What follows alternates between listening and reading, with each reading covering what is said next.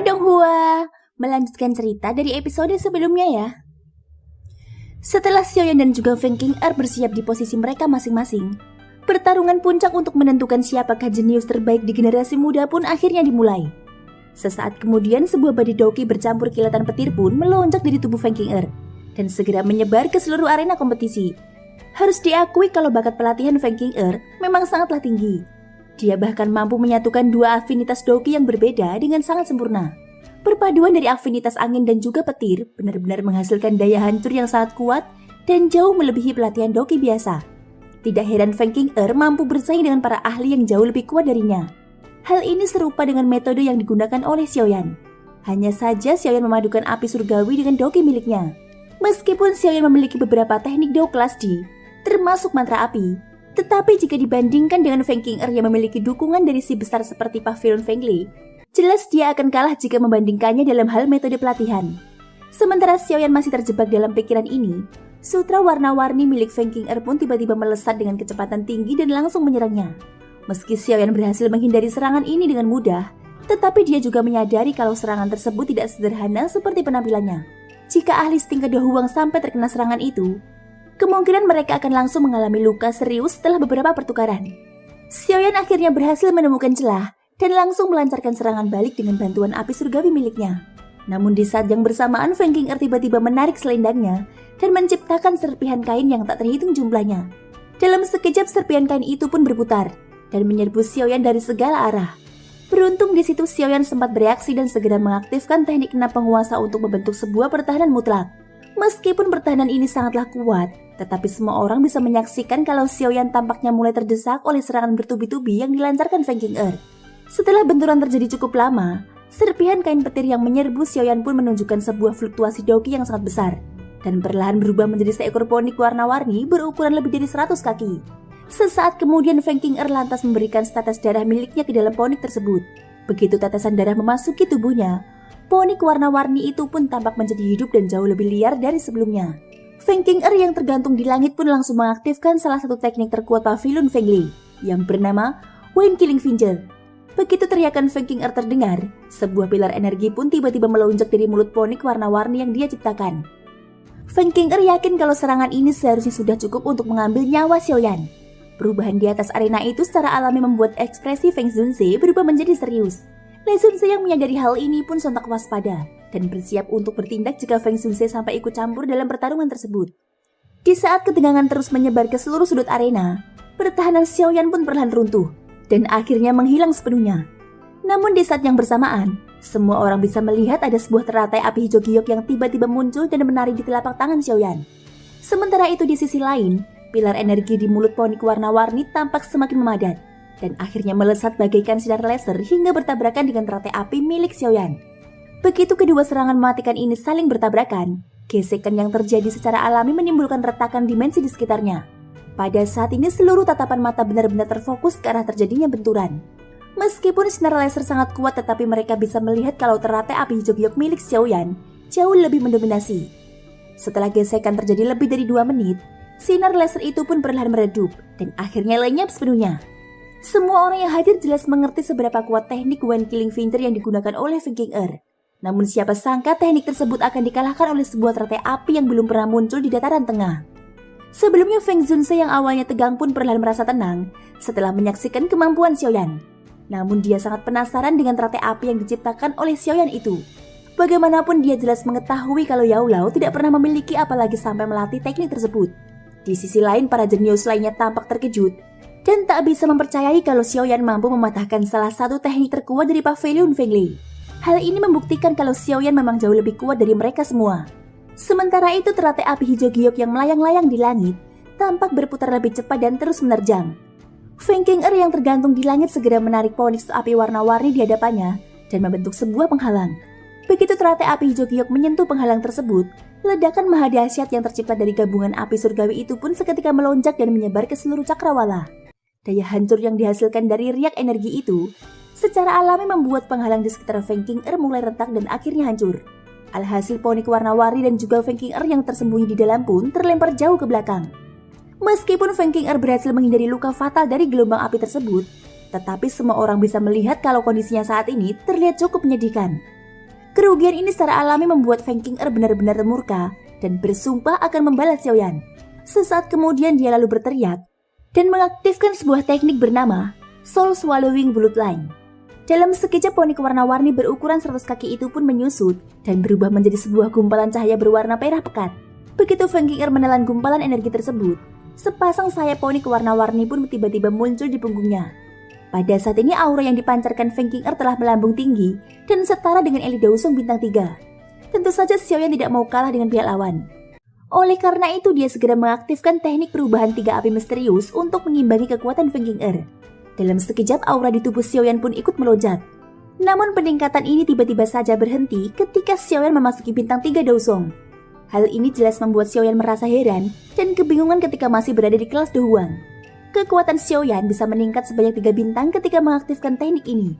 Tidak disangka setelah mencapai Daosong, Xiaoyan bahkan kesulitan untuk mendapatkan 2 bintang. Sepertinya teknik rahasia apapun akan mengalami perubahan ketika digunakan di ranah yang berbeda. Namun karena Feng Qing'er mampu meningkatkan kekuatannya lebih dari 2 bintang, hal ini membuktikan kalau dia memiliki teknik rahasia yang jauh lebih kuat dari teknik perubahan 3 api misterius. Sepertinya di masa depan, Xiaoyan harus mencari cara untuk menyempurnakan teknik rahasia miliknya. Jika tidak, hal ini akan menjadi kelemahan terbesar baginya ketika bertemu dengan lawan seperti Feng Qing'er. Di sisi lain, tatapan dingin Feng Qing'er kini sepenuhnya tertuju ke arah Xiaoyan. Sesaat kemudian Doki Agung di tubuhnya pun melonjak dan berubah menjadi ikon ponik raksasa yang sangat menakutkan. Di bawah tekanan mendominasi tersebut, Xiaoyan akhirnya mengerti kalau Feng Qing'er kemungkinan bukanlah seorang manusia dan berasal dari klan binatang ajaib, sama seperti Mu Qingluan. Selang beberapa waktu, ikon ponik raksasa itu pun tiba-tiba mengeluarkan teriakan ganas dan langsung melesat ke arah Xiaoyan. Layaknya sebuah meteorit ketika Xiaoyan akan bertindak. Esensi darah dari mayat ponik iblis surgawi yang tersimpan di dalam cincin pun tiba-tiba berfluktuasi. Kejadian ini secara alami membuat Xiaoyan terkejut bukan main dan menduga kalau Feng Qing'er sepertinya adalah anggota dari klan kuno tersebut. Tidak hanya Xiaoyan, Feng Zunze yang berada di kursi VIP pun juga terikut terkejut. Lei Zunze bahkan sampai bertindak secara pribadi dan menyembunyikan aura asli di tubuh Feng Qing'er yang ternyata dia adalah anggota dari klan ponik iblis surgawi yang terkenal sangat arogan. Sementara itu Lei Zunze tampak tersenyum dan menunjukkan kebanggaan tersendiri di wajahnya. Beberapa tetua dari pavilion Feng Lei bahkan tidak berkutik di hadapan Feng Qing'er begitu teknik ini diaktifkan. Apalagi Xiaoyan yang baru saja naik ke kelas Daosong belum lama ini. Seiring berjalannya waktu, suasana di atas arena pun semakin menegang. Pada saat ini Xiaoyan benar-benar meningkatkan kewaspadaannya terhadap Feng Qing'er. Jika gadis itu sampai mengetahui ada beberapa esensi darah klannya yang tersimpan di dalam cincin Xiaoyan, kemungkinan masalah ini akan terus meluas dan tiada habisnya. Oleh sebab itu, Xiaoyan segera menyalurkan kekuatan spiritual miliknya ke dalam cincin untuk menyembunyikan esensi darah tersebut. Tak lama setelah itu, sebuah tebakan cahaya aneh menyerupai api hitam pun tiba-tiba melesat dari langit dan menghantam area di sekitar Xiaoyan. Jika Xiaoyan tidak sempat menghindar, dia akan menerima luka yang sangat fatal. Nyala api yang dilesatkan Feng Qing'er ini membuat Xiaoyan cukup terkejut. Meskipun dia mengetahui kalau api itu bukanlah api surgawi, tetapi kekuatannya jelas tidak lebih lemah jika dibandingkan dengan api surgawi yang ada di dalam tubuh Xiaoyan. Tak sampai di situ, Feng Qing'er pun kembali menyerang Xiaoyan tanpa henti. Pada saat ini Xiaoyan hanya bisa menghindar dan mengandalkan gerakan 3000 petir hingga batas maksimal. Setelah pengejaran berlangsung cukup lama, Xiaoyan pun bersama-sama dapat melihat kalau nyala api hitam itu perlahan mulai meredup. Sepertinya Feng Qing'er hanya bisa menggunakan teknik tersebut 1 kali dan perlu waktu untuk penggunaan selanjutnya. Selama Xiaoyan bisa mengeluarkan waktu lebih lama, kemungkinan dia akan memiliki kesempatan untuk menyerang balik. Kilatan dingin pun perlahan melintas di mata Xiaoyan. Sesaat kemudian dia lalu mengeluarkan 3 api surgawi dan berniat untuk menciptakan teratai Buddha 3 warna. Kemunculan 3 api surgawi ini secara alami membuat para elit Daosong di kursi VIP dan juga semua ahli yang hadir sangat terkejut. Meskipun keberadaan api surgawi sudah tidak asing di mata mereka, tetapi ini merupakan pertama kalinya mereka melihat ada seseorang yang memiliki 3 jenis api surgawi. Feng Zunze yang dipenuhi keterkejutan pun perlahan bergumam. Dia sungguh tak menyangka Yao benar-benar memberikan teknik mantra api yang bahkan tidak diajarkan kepada Han Feng. Kala itu di sisi lain, Xiaoyan sama sekali tak menghiraukan keributan yang terjadi dan terus fokus untuk menyatukan ketiga jenis api di tangannya. Dengan kekuatan Xiaoyan saat ini, penyatuan tersebut tidak memakan waktu lama seperti di masa lalu. Hanya dalam waktu singkat rantai Buddha 3 warna pun akhirnya terbentuk sempurna dan memancarkan fluktuasi energi yang sangat menakutkan. Dengan kekuatan penuh, Xiaoyan lantas melepaskan teratai Buddha tersebut ke arah Feng Qing'er. Sejak awal, Feng Qing'er selalu menganggap kalau reputasi Xiaoyan sepenuhnya terbentuk berkat bantuan kekuatan orang lain. Namun setelah melihat teknik menakutkan ini, Semua persepsinya terhadap Xiaoyan pun seketika menghilang. Di saat yang bersamaan dia lalu membentuk beberapa segel tangan, dan akhirnya ikon ponik di belakangnya pun tiba-tiba berubah menjadi sebuah lonceng suci. Dikabarkan bahwa lonceng suci ini merupakan teknik dao kelas ponik iblis surgawi yang diturunkan sejak zaman kuno.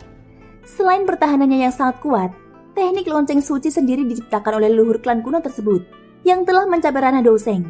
Di samping itu, teknik ini juga hanya bisa digunakan oleh seseorang yang memiliki garis keturunan ponik iblis surgawi. Tentu saja saat ini Feng King baru menguasai bagian dasarnya saja.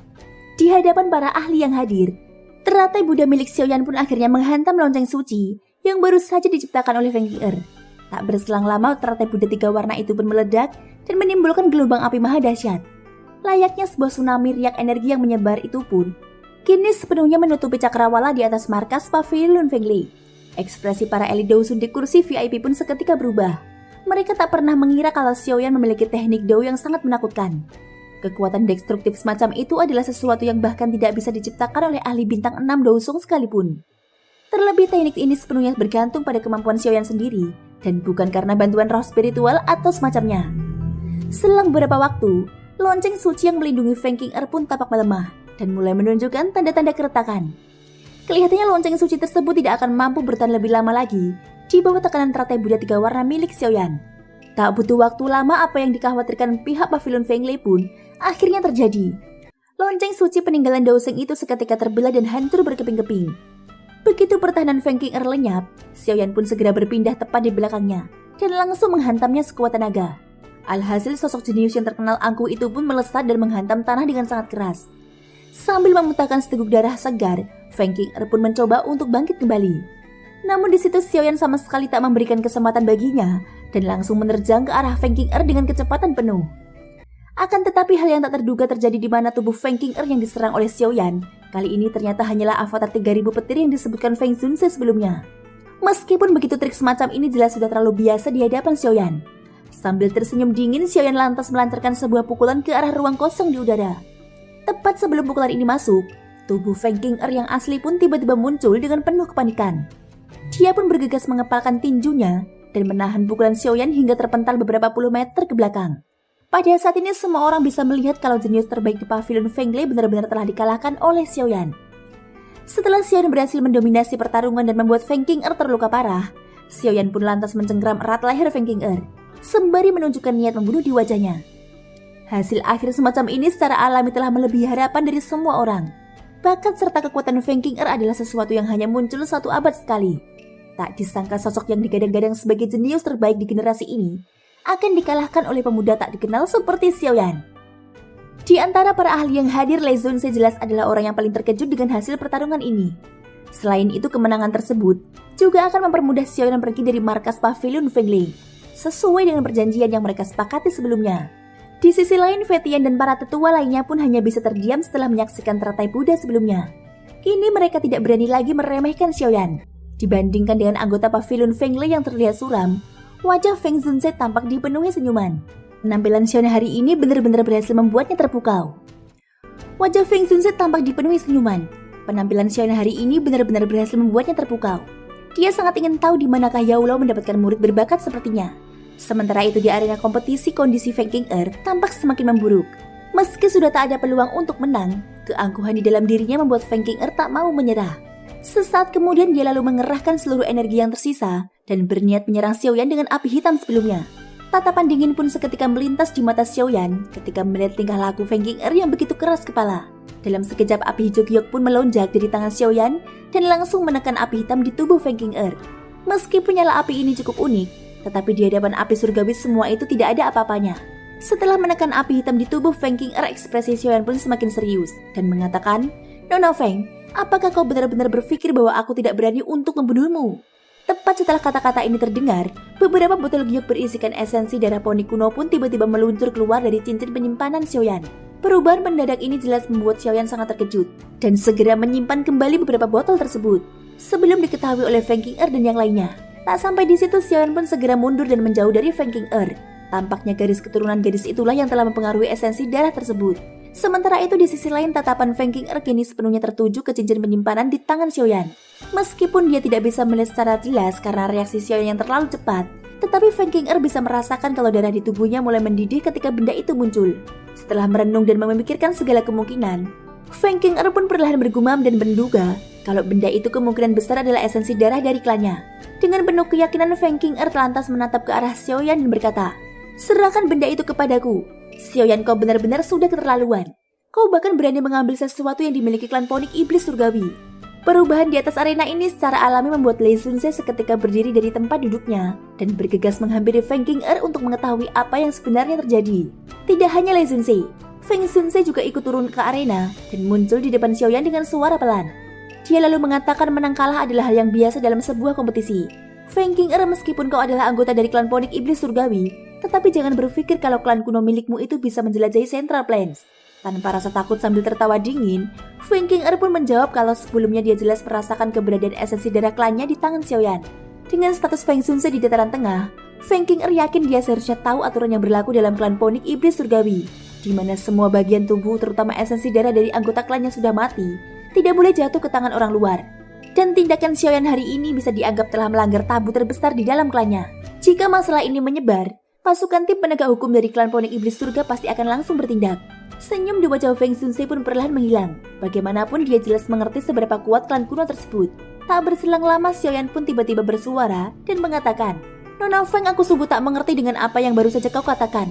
Sebaiknya kau tidak menuduhku melakukan sebuah pelanggaran serius macam itu. Jika kau ingin menghukum seseorang tanpa alasan, maka kau harus siap untuk menerima akibatnya."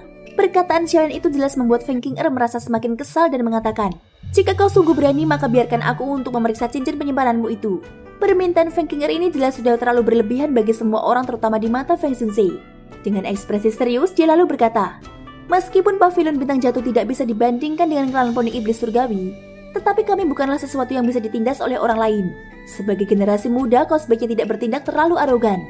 Setelah melihat Feng Xunzhe yang mulai terbawa amarah, Feng Qing'er pun jelas tidak berani mengatakan apa-apa lagi untuk menentang Master Dawson sepertinya. Namun karena esensi darah tersebut sangat berguna bagi klannya, terlebih esensi darah ini juga bisa membantu memperkuat garis keturunan mereka. Feng Qing'er pun tidak mau menyerah dan bertekad untuk merebutnya dari tangan Xiaoyan. Dengan ragu-ragu dia lalu berkata, "Tak masalah jika kau tidak mengizinkanku untuk memeriksa cincin penyimpananmu. Namun aku harus tetap menggunakan keterampilan khusus dari klan kuno milikku.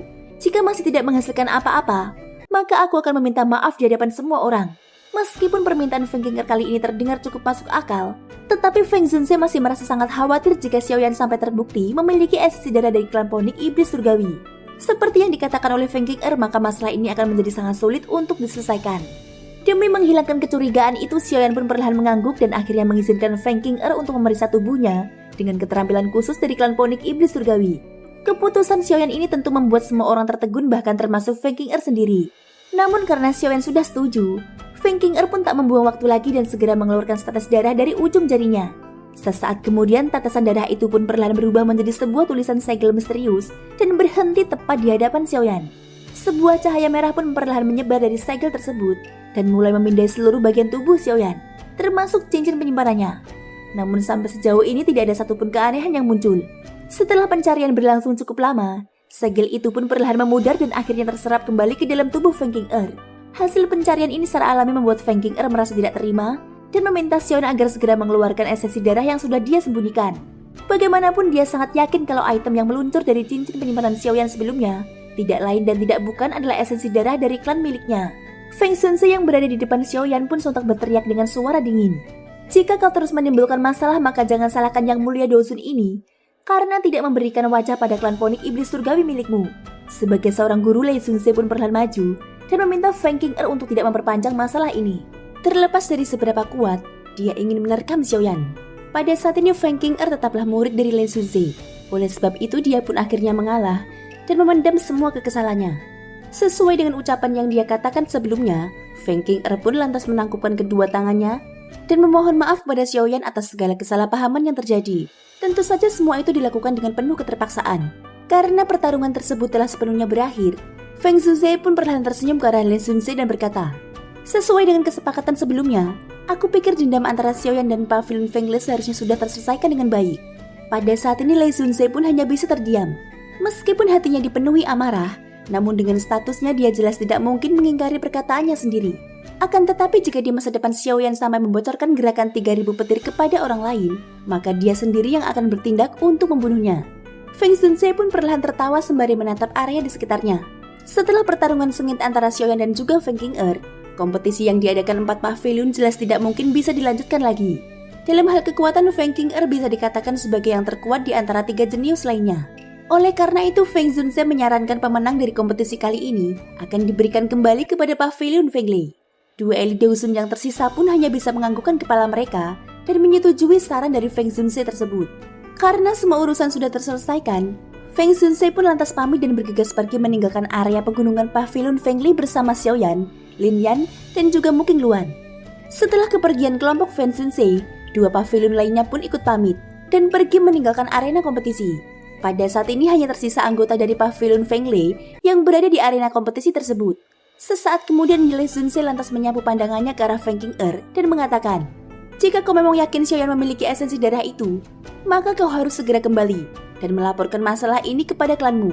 Dengan begitu para petinggi yang ada di klan Ponik Iblis Surgawi pasti akan bertindak dan menangkap Xiaoyan. Bahkan jika orang-orang dari pavilion Bintang Jatuh ikut campur, seharusnya hal ini tidak akan menjadi masalah besar bagi eksistensi kuat seperti mereka." Sementara itu di sisi lain kelompok Feng Zunze kini telah sepenuhnya keluar dari arena pegunungan pavilion Feng Lei. Hal ini secara alami membuat Xiaoyan merasa lega dan perlahan mengeluarkan nyala api Jogyok di telapak tangannya. Di bawah suhu api yang sangat panas itu, terlihat ada beberapa tetesan darah yang mengandung riak energi menakutkan yang tercampur di dalamnya. Pemandangan ini sontak membuat Feng Zunze dan yang lainnya terkejut bukan main. Mereka sungguh tak menyangka Xiaoyan ternyata menyembunyikan esensi darah tersebut di dalam api surgawi. Pantas saja Feng Qing'er tidak bisa menemukannya, bahkan setelah menggunakan keterampilan khusus dari klan Ponik miliknya. Menurut pengamatan Mu Qingluan, esensi darah Ponik kuno di tangan Xiaoyan adalah sesuatu yang hanya bisa disempurnakan melalui Ponik Iblis Surgawi yang sudah mencapai kelas Dosun. Bagaimanapun Mu Qingluan berasal dari klan burung mitikal yang tidak berbeda jauh dengan klan Ponik kuno tersebut. Oleh sebab itu dia sangat memahami betapa berharganya tetesan darah itu. Ekspresi Feng Zunze pun seketika berubah ketika mendengar hal ini. Kekuatan Ponik Iblis Surgawi di tingkat Dosun adalah eksistensi yang sangat ditakuti, bahkan di seluruh wilayah dataran tengah. Bahkan jika para setan tua ini mati, mereka pasti akan kembali ke altar pensucian klan mereka. Lantas bagaimana bisa esensi darah yang sangat berharga itu jatuh ke tangan Xiaoyan? Sesaat kemudian perubahan yang sangat aneh pun mulai terjadi pada tubuh Xiaoyan. Menurut penglihatan Feng Zunze, sepertinya masih ada tetesan darah Ponik kuno yang tertinggal di dalam tubuh Xiaoyan dan tak bisa dikeluarkan. Lin Yan yang merasa cemas pun segera bertanya, apa yang harus mereka lakukan untuk menyelamatkannya. Mu Qingluan pun menjelaskan kalau esensi darah Ponik kuno pada dasarnya mengandung kekuatan garis keturunan klan Ponik Iblis Surgawi, sehingga sangat mustahil bagi manusia biasa untuk menyerapnya. Jika seseorang mencoba menyerap esensi darah tersebut secara paksa, kemungkinan besar tubuhnya akan langsung meledak. Satu-satunya hal yang bisa mereka lakukan saat ini adalah membantu Xiaoyan untuk mengeluarkan esensi darah Ponik kuno yang tersisa di dalam tubuhnya itu. Namun di situ Feng Zunze pun memberitahu kalau metode ini sudah tidak bisa lagi digunakan. Semua itu dikarenakan tetesan darah tersebut tampaknya sudah menyebar ke seluruh tubuh Xiaoyan karena suhu panas yang dipancarkan api surgawi. Jika Feng Zunze sampai campur tangan dalam masalah ini, takutnya dia hanya akan memperburuk kondisi tubuh Xiaoyan. Oleh sebab itu mereka berharap Xiaoyan bisa mengusir darah kuno itu dengan kekuatannya sendiri. Beberapa saat kemudian retakan garis merah pun perlahan muncul di permukaan kulit Xiaoyan. Tidak hanya penampilan luarnya saja yang berubah, tetapi bagian dalam tubuhnya juga benar-benar sangat kacau. Keganasan yang terkandung di dalam darah kuno tersebut menimbulkan rasa sakit yang tiada habisnya. Beruntung hanya satu tetesan darah saja yang terpecah. Jika sebelumnya 3 tetesan yang tersisa ikut terbakar api surgawi, kemungkinan tubuh Xiaoyan akan langsung meledak saat itu juga.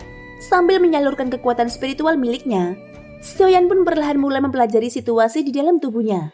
Berkat kekuatan spiritual Xiaoyan yang setara dengan alkemis tingkat 7, dia pun akhirnya berhasil mengumpulkan esensi darah Ponik kuno yang menyebar menjadi satu dan segera membungkusnya dengan api surgawi.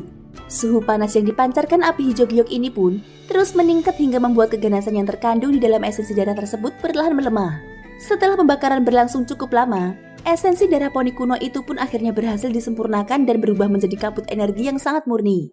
Sejumlah kecil energi kabut itu pun tampak merembes keluar dari kuali api dan menyatu ke setiap bagian tubuh Xiaoyan. Setelah penyerapan tersebut, Xiaoyan bisa merasakan kalau kondisi fisiknya benar-benar telah mengalami peningkatan yang sangat signifikan.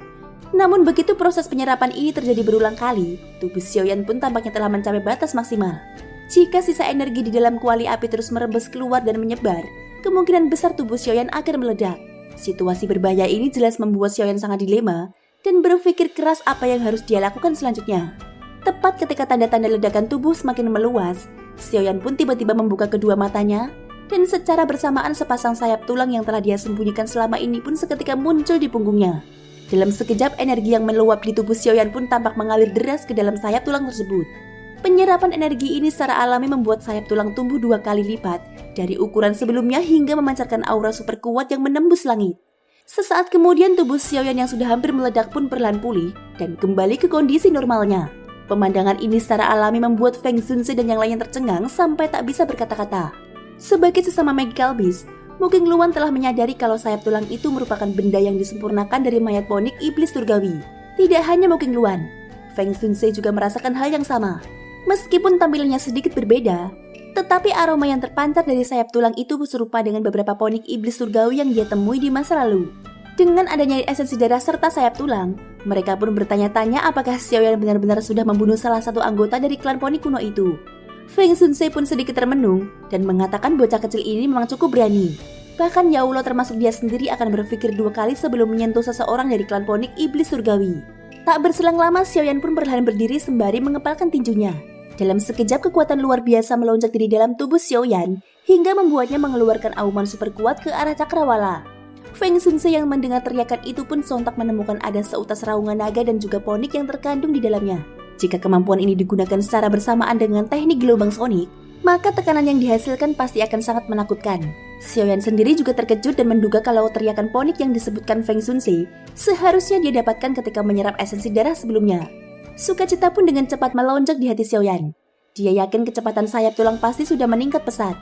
Jika dia menambahkan gerakan 3000 petir, kemungkinan ahli setingkat Fetian tidak akan bisa lagi untuk mengejarnya. Selain kecepatan sayap tulang yang bertambah, Xiaoyan juga merasakan kalau kulitnya kini menjadi lebih keras, bahkan bisa dikatakan setara dengan beberapa magical beast. Meskipun Xiaoyan tidak mendapatkan peningkatan doki sama sekali, tetapi pertahanannya saat ini sudah jauh melampaui manusia biasa.